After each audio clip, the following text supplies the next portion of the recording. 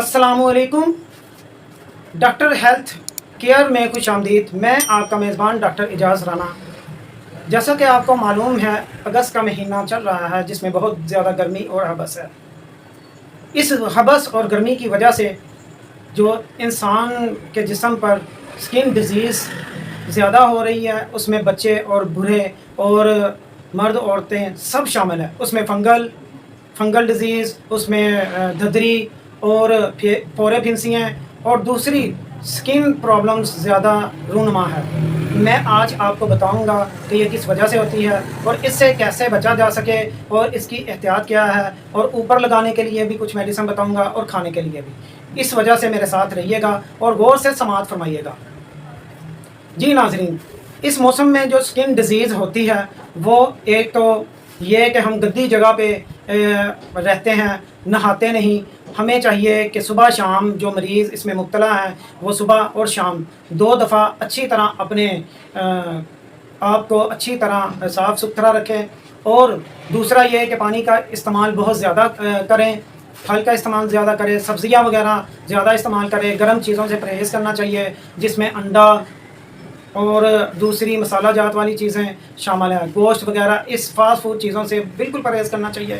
اور ایسے افراد جو شوگر میں مبتلا افراد ہیں، شوگر میں مبتلا افراد والوں کو تو انتہائی ضرورت ہوتی ہے کہ وہ اپنے جسم کی فل احتیاط کریں، حفاظت کریں اور کوئی زخم وغیرہ ہونے نہ دیں۔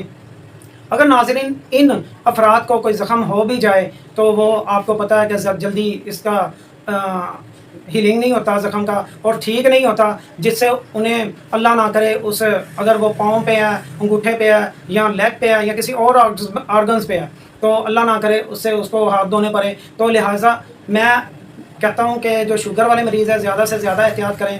ناظرین، جیسا میں آپ کو میڈیسن بتا رہا ہوں کہ جو ایسی میڈیسن ہونی چاہیے جو چھوٹے بچے اور بوڑھے بھی کھا سکے آسانی کے ساتھ۔ ناظرین، وہ کیا میڈیسن ہوگی جو آپ کو کھانے سے ایک سائڈ سے تو فائدہ پہنچتا ہے لیکن دوسری سائڈ سے وہ نقصان دینا شروع ہو جاتی ہے، اور آج میں وہ میڈیسن بتاؤں گا جس سے انشاءاللہ آپ کو فائدہ ہی ملے گا، نقصان 1% بھی نہیں ہوگا۔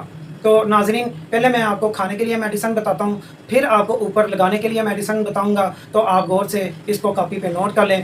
ناظرین، ہومیوپیتھک میڈیسن ہے بیسیلین، اس کی 200 کی ایک ڈوز آپ نے 2-3 دن بعد اپلائی کرنی ہے۔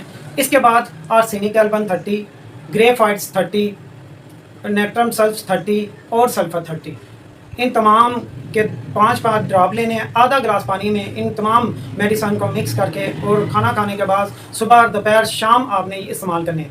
انشاءاللہ چند روز کے استعمال سے آپ کی یہ فنگل، پھنسیاں، پھورے اور خون کا تعفن ہو جانا، خون کی خرابی، یہ تمام امراض سے انشاءاللہ تعالی اللہ رب العزت آپ کو